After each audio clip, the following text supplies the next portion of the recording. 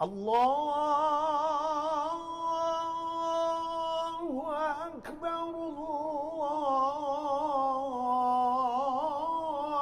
الله أكبر. السلام عليكم ورحمة الله وبركاته. الحمد لله الواحد الأحد الفرد الصمد الذي لم يلد ولم يولد ولم يكن له كفوا أحد والذي ليس كمثله شيء وهو السميع البصير. اللهم صل وسلم وبارك على سيدنا ومولانا محمد وعلى alihi wa sahbihi ajma'in, amma ba'd. Puji beserta syukur senantiasa selalu kita persembahkan kepada Allah Subhanahu wa ta'ala, Tuhan yang esa pada zatnya, yang esa pada setiap sifat-sifatnya, yang esa pada setiap af'alnya. Tidak ada satupun makhluk yang serupa dengannya dalam bentuk apapun. Selawat beriringkan salam juga kita sampaikan kepada baginda Rasulullah sallallahu alaihi wasallam, kepada seluruh keluarga dan sahabat-sahabatnya sekalian. Hadirin jamaah sekalian serta para pendengar dimanapun berada yang dimuliakan Allah, kembali kita dalam ulasan singkat tentang ilmu tauhid, masih dengan hikmah Ibnu Athaillah As-Sakandari. Hikmah pada subuh ini, qala al-musannifu rahimahullah ta'ala, nafa'ana Allahu bihi wa bi'ulumihi fid dharaini Allahumma amin. Ma sya'nu wujudut talab, innama sya'nu an turzaqa husnal adab. Ma sya'nu wujudut talab, ma sya'nu wujudut talab, innama sya'nu an turzaqa husnal adab. Bukanlah yang terpenting bagimu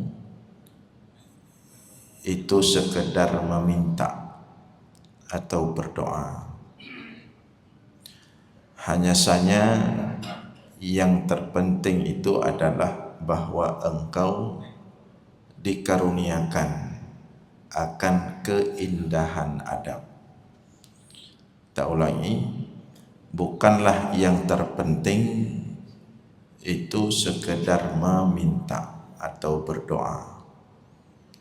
Akan tetapi yang terpenting itu adalah bahwa engkau dikaruniakan akan keindahan adab.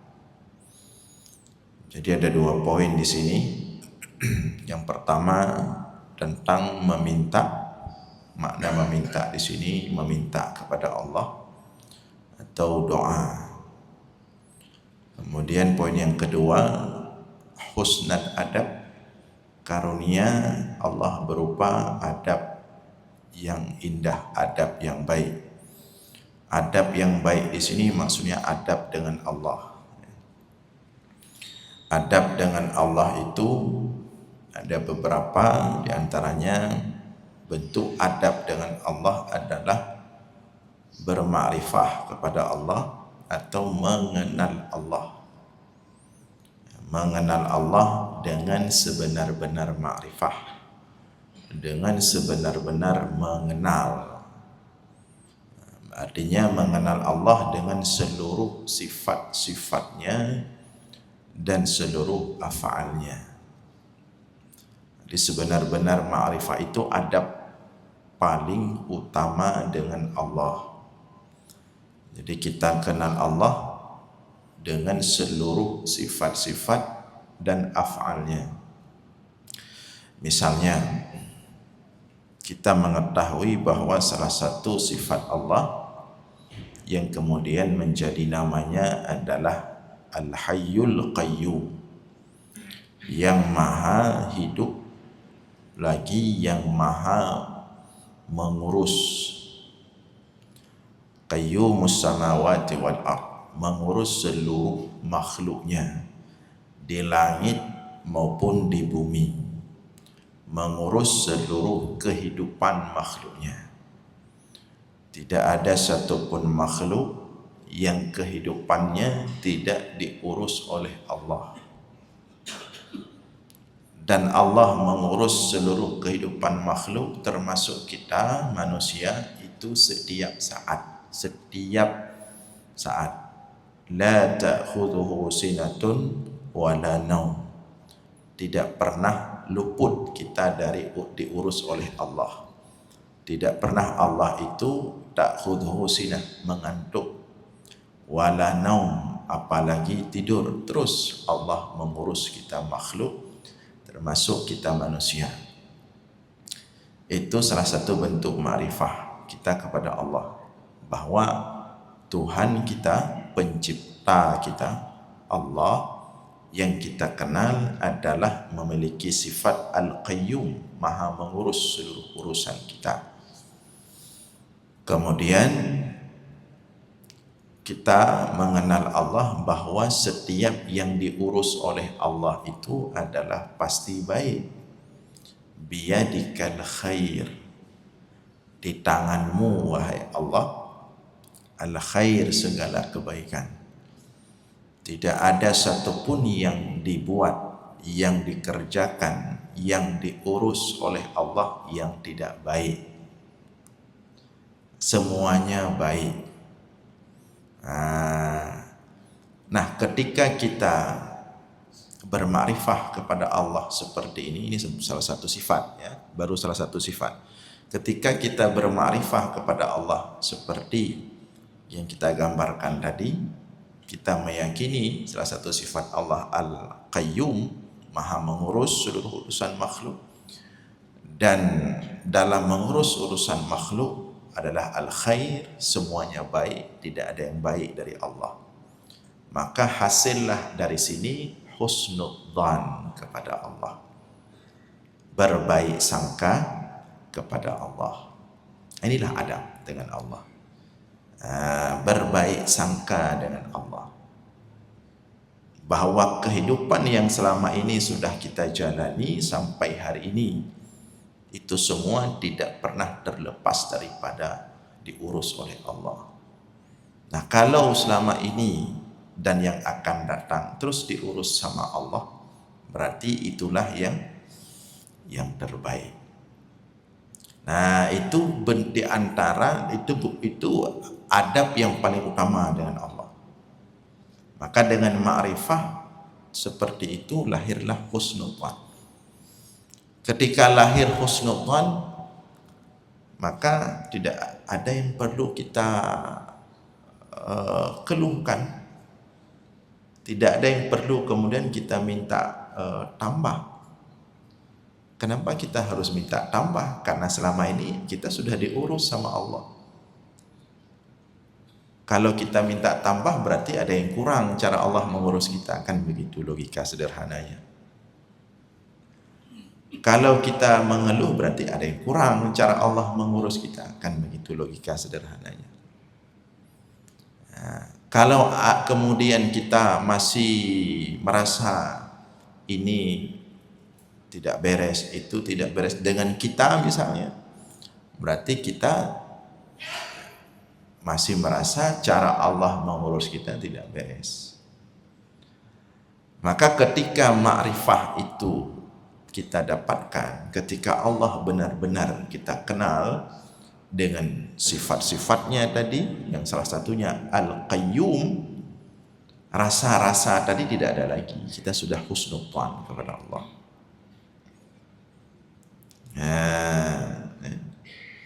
Kemudian kalau sudah seperti itu adabnya, fungsi doa apa? Tujuan kita berdoa, yang dalam berdoa itu kita meminta A, B, C, itu tujuannya apa? Maka dari ma'rifah tadi kita diarahkan untuk memahami hakikat doa. Jadi pada dasarnya doa itu adalah kita melakukan suatu ibadah kepada Allah. Kenapa kita berdoa? Perintah Allah. Kenapa kita berdoa? Karena kita butuh sesuatu. Itu dua hal yang berbeda. berdoa karena itu adalah perintah Allah, dengan berdoa karena kita memang butuh sesuatu maka kita berdoa, itu dua hal yang sangat jauh berbeda. Jadi Ibnu Athaillah As-Sakandari dan para ulama sufi menginginkan kita berdoa itu karena perintah Allah, bukan berdoa itu karena kebutuhan kita.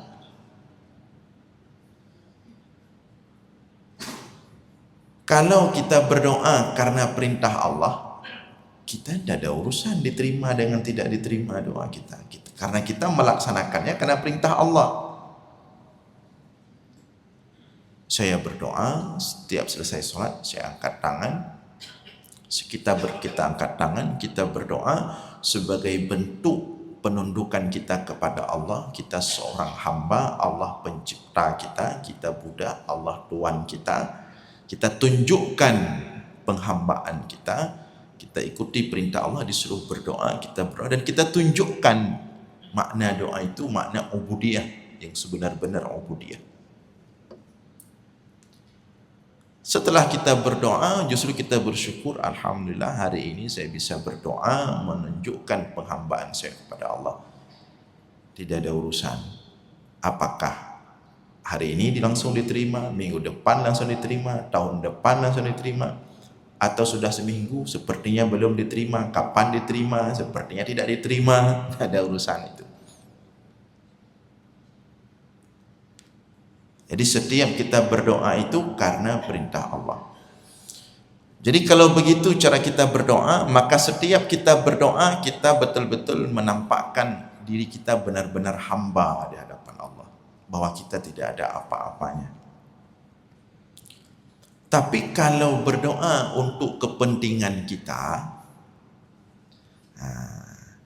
itu akan berujung, berpotensi membuka buruk sangka kita kepada Allah dan kurang adab. Kalau berdoa karena kita butuh, berarti itu kepentingan kita, bukan Allah. Karena kebutuhan kita, bukan karena Allah, bukan memenuhi hak Allah, tapi kebutuhan draw tu. Dan kalau begitu konsep berdoa, kita akan berdoa ketika butuh. Kalau tidak butuh, kahana doa. Maka urung-urung yang butuh, yang tigam doa, yang klik-klik tim doa, klik-klik. Nanti katruk yang perle kahana klik, kahana doa. Mati tengah perle jarum manyang-manyang gede-gede dia. Roh mata susah gok-gok ke samping. Ante katruk pun yang doa kahana doa. Oh masjid ana truk le kabeh. Saya coba lihat ketika ada orang-orang yang butuh tertentu, ada musim-musim dia. Nah musim-musim tertentunya orang berdoa cukup ramai. Hantik ngom doa terus gelake bagok orang berdoa kalau. Walaupun itu bagus ya. Tapi kita akan menjadi orang-orang yang berdoa musiman. Saat butuh, ketika tidak butuh. Itu kalau berdoa dengan makna kepentingan kita. Kemudian yang lebih parah dari itu, berpotensi buruk sangka tadi. Kalau kita berdoa karena memang kebutuhan kita, kita akan menunggu hasilnya, kan seperti itu. Setelah kita berdoa, kita tunggu. Sehari belum ada hasil, seminggu belum ada hasil, sebulan kita menunggu karena kepentingan kita. Ketika apa yang kita minta tidak kunjung datang, maka timbul prasangka itu. Ketika timbul prasangka, dan inna ba'dad dhanni itsm, banyak prasangka itu akan menghasilkan buruk. Mulai mempertanyakan Allah, mulai kemudian berpikir negatif, kenapa seperti ini, kenapa seperti itu, kenapa orang lain langsung dikasih, saya tidak dikasih, apakah saya tidak ini dia tidak pantas, tidak ini, tidak itu. Apakah saya begitu buruk? Apakah saya ujung-ujungnya saya memang buruk lah. Lun memang hana betul di pandangan Allah, berarti lun memang hana good. Akhirnya timbul pesimis, yang itu kemudian membuat dia ujung-ujung na'udzubillah sampai pada tingkat putus asa.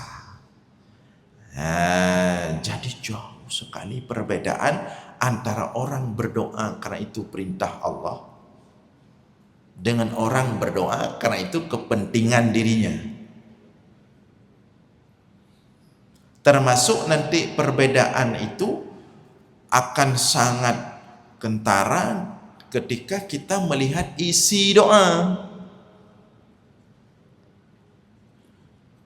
Cobalah lihat doa-doa orang yang memang itu kepentingan dirinya, pasti dunia semua. Karena memang kepentingan dia lupa hak Allah yang harus dia tunaikan. Jadi ketika doa itu motifnya adalah kepentingan diri, itu akan dominan isi doa itu dunia mandu. Tapi ketika doa itu motifnya adalah sebagai bentuk mewujudkan perintah Allah, maka doa itu akan berisi akhirat semua. Isinya akan, ya Allah bantulah saya untuk selalu taat kepadamu. Ya Allah selamatkan saya daripada berbuat maksiat kepadamu. Ya Allah saya ini hamba yang lemah ya Allah. Kalau bukan karena taufik darimu saya tidak ada apa-apa ya Allah. Maka senantiasalah berikan saya taufik ya Allah. La tukilni ila nafsi tarfata'in, wahai Allah jangan pernah engkau lepaskan aku, terus peganglah ubun-ubunku, jangan pernah engkau lepaskan walaupun satu kedipan mata ya Allah. Ya Allah dunia ini semakin hari semakin berat, cobaan, godaan, fitnah semakin membingungkan, maka jagalah imanku wahai Allah, selamatkan imanku sehingga akhir hayatku. Matikan aku dalam keadaan beriman, bangkitkan aku dalam keadaan beriman, masukkan aku dalam surga dalam keadaan beriman. Yang kenyata doa aja, yang menyodoa karena perintah Allah, menyodoa karena kepentingan diri, pasti isinya ya tentang fasilitas dunia. Siji karena idong galongna ya Allah menyujuk benajid. Jih kai promosi dong tak trip kawat tak promosi ya Allah benarlah tiga go hawa teci belewat bejut taduk bak kursi yang kursi empuk dah tiga kabeh hidup ilung galong duk inan kapada tiga anda lewat misalnya seperti itulah isinya yang kenyanyian aja madu. Akhirnya kita lupa bagaimana kita mati nanti, apakah akan husnul khatimah. Akhirnya kita terlupakan apakah selama ini kita sudah betul-betul sudah memenuhi hak-hak Allah, atau sebaliknya selama ini kita asik meminta tapi kewajiban kita tidak melaksanakannya dengan maksimal. Gaduh melake jujur. Tapi kewajiban harus kita tunaikan kepada Allah tidak seimbang. Maka di sini Ibnu Athaillah As-Sakandari ingin mengajarkan kita bahwa dalam berinteraksi dengan Allah itu yang paling utama adalah adab dengan Allah. Kenal Allah dengan baik, bermakrifah kepada Allah dengan sebenar-benar makrifah. Pelajari dengan benar-benar sifat-sifat Allah, nama-nama Allah, asma Allah, dalami, hayati, terapkan dalam kehidupan sehari-hari, baik secara pemikiran maupun secara perbuatan. Itulah yang terpenting. Kemudian juga disebutkan oleh Syekh Zarruq yang juga dinukilkan oleh Ibnu Ajibah dan para ulama yang lain, di antara makna husnul adab juga, keindahan adab dengan Allah adalah melaksanakan faraid, kewajiban kita kepada Allah, itu hak Allah. Yang wajib-wajib, ya, salat maksimalkan, itulah yang terpenting. Ya, puasa maksimalkan, puasa yang wajib khususnya. Kemudian zakat, haji dan lain sebagainya, kewajiban-kewajiban kepada Allah tunaikan dengan sebaik-baiknya, dengan totalitas, maksimal mungkin. Jadi di antara adab dengan Allah, menunaikan kewajiban-kewajiban kita dengan Allah, termasuk juga disebutkan oleh Syekh Zarruq, di antara adab kita dengan Allah adalah ittiba'us sunan, mengikuti sunnah-sunnah Rasulullah sallallahu alaihi wasallam. Kenali Rasulullah sallallahu alaihi wasallam. Perhatikan sunnah-sunnahnya, ikuti sunnah-sunnahnya, hadirkan dalam kehidupan sehari-hari. Kemudian disebutkan oleh Syekh Zarruq juga, di antara adab dengan Allah juga adalah mengikuti perintah Allah dalam hal mujamalatul khalq, berhubungan baik dengan makhluk-makhluk Allah. Itu bagian adab dengan Allah, menjaga hubungan baik dengan makhluk Allah, ciptaan Allah. Makanya orang bertauhid itu, orang bermakrifah itu semakin kencang makrifahnya, semakin indah hubungannya, interaksinya dengan makhluk Allah. Jadi enggak benar kalau dikatakan ada orang makrifahnya luar biasa, tauhidnya luar biasa, tapi hubungannya dengan makhluk Allah berantakan. Ya, betul ya. Dengan alasan dia sudah terlalu sibuk dengan Allah, jadi makhluk hanya temeng-peremun, ketepeh kena ketepeh ke dia, karu kena karu ke dia. Itu tidak betul itu. Justru semakin dia bermakrifah kepada Allah, semakin dia sayang kepada makhluk Allah. Karena semuanya ciptaan Allah. Karena semua makhluk adalah ciptaan Allah, maka dia akan hati-hati dengan ciptaan Allah. Ketika kita mengenal seseorang dengan baik, kita punya hubungan dekat dengan dia dengan baik, kita akan menjaga setiap karya dia. Tak pujuk, tak jaga, tak peraya. Begitulah dengan makhluk Allah seharusnya. Maka Rasulullah bersabda dalam sebuah hadis, ittaqillah haitsuma kunta wa atbi'is sayyi'atal hasanah tamhuha wa khaliqin nasa bi khuluqin hasan. Ittaqillah, bertakwalah kepada Allah haitsuma kunta, dimanapun engkau berada, wa atbi'is sayyi'atal hasanata tamhuha, sertakan setiap keburukan dengan kebaikan setelahnya, agar kebaikan setelahnya menghapuskan keburukan sebelumnya. Wa khaliqin nasa bi khuluqin hasan, dan berakhlaklah dengan manusia, perlakukanlah manusia dengan akhlak yang baik, dengan perilaku yang baik. Itu bagian adab dengan Allah. Nah, rangkaian adab itu lebih utama untuk kita fokuskan, untuk kita kejar, untuk kita maksimalkan, ketimbang terlalu banyak minta ini, minta itu. Gaduh melaki. Tapi hak-hak Allah tidak terpenuhi, sunnah-sunnah Nabi tidak dikerjakan, dengan manusia tidak bagus hubungannya, tapi menyo bagian melaki koknya nambai utama. Menyo berdoa, tijum berjaro. Tren perken tren jaro jeji. Tapi setelah berdoa dengan makhluk Allah, yang fulan tidak bagus, si fulin tidak bagus, kemudian salatnya berantakan, salat subuh sudah terbit matahari, salat di akhir waktu, untuk apa banyak-banyak berdoa kalau seperti itu adabnya dengan Allah.